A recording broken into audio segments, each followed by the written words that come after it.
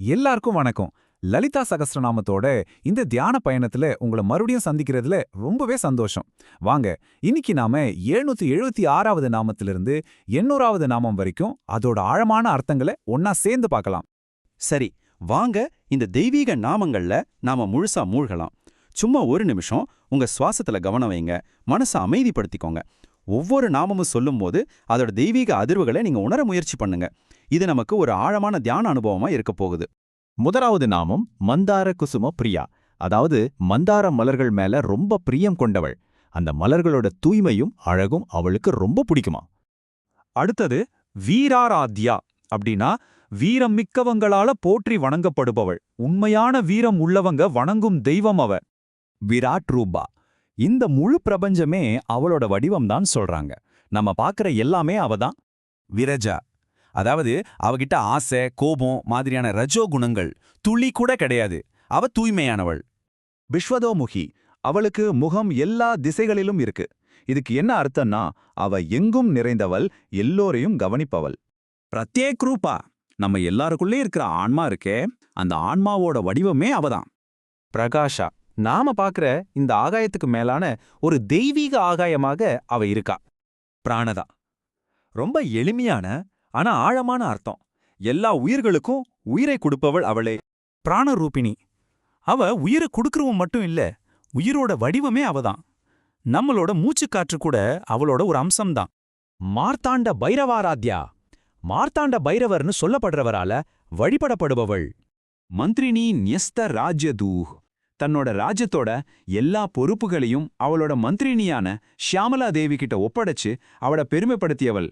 திரிபுரேசி, 3 உலகங்களுக்கும் அவள்தான் தேவி, இந்த உலகையும் ஆள்பவள்.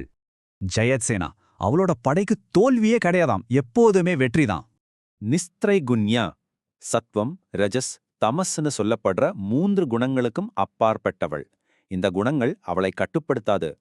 பரா, அதாவது உயர்ந்தது, தாழ்ந்தது, தெரிஞ்சது, தெரியாததுன்னு எல்லாமாகவும் அவளே இருக்கா.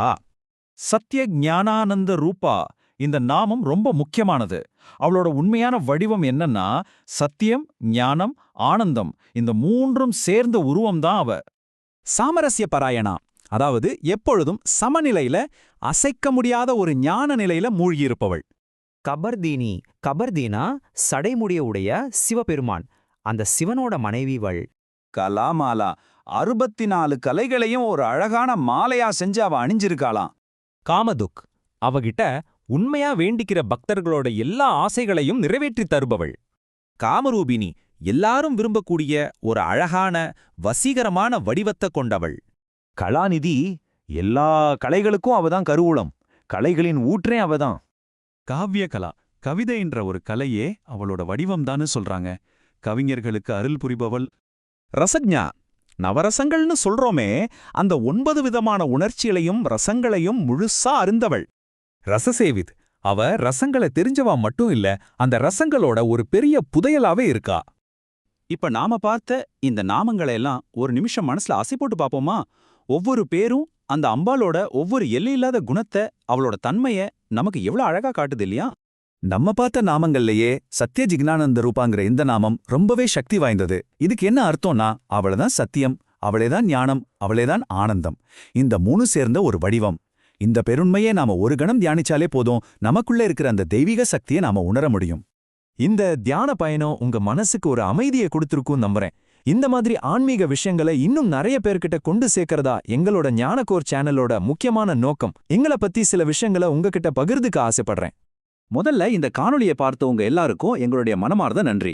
ஞானகோஷ் ஒரு பன்மொழி சேனல். இங்க நாங்க தமிழ், ஆங்கிலம், ஹிந்தி, மராத்தி, குஜராத்தி, பெங்காலின்னு பல மொழிகள்ல ஆன்மீக ஞானத்தை பகிர்ந்துக்கிறோம். இன்னும் நிறைய மொழிகள்ல கொண்டு வரவும் முயற்சி பண்ணிட்டு இருக்கோம்.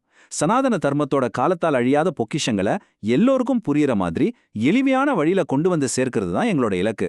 எங்க சேனல்ல ஸ்ரீமத் பாகவதம், பகவத்கீதை, மகாபாரதம், லலிதா சகஸ்ரநாமம், தெய்வத்தின் குரல், மகாராஷ்டிரா மற்றும் வங்காளத்து மகான்களோட வாழ்க்கை வரலாறு, அப்புறம் ஆதிசங்கரோட தெய்வீக அவதார கதைன்னு தினமும் பல வீடியோக்களை நீங்க பார்க்கலாம். எங்களோட இந்த முயற்சி உங்களுக்கு பிடிச்சிருந்தா மறக்காம ஞானகோஷ் சேனலுக்கு சப்ஸ்கிரைப் பண்ணுங்க. அப்பதான் நாங்க தினமும் போடுற வீடியோக்கள் உங்களுக்கு உடனுக்குடன் வந்து சேரும். இந்த தெய்வீக ஞானத்தை ஒரு லைக் பண்ணி உங்க குடும்பத்தினர், நண்பர்கள் எல்லார் கூடவும் ஷேர் பண்ணிக்கோங்க. வாங்க நாம எல்லாரும் ஒன்னா சேர்ந்து சனாதன தர்மத்தோட ஒளிய பிரகாசமா ஒளிரச் செய்வோம்.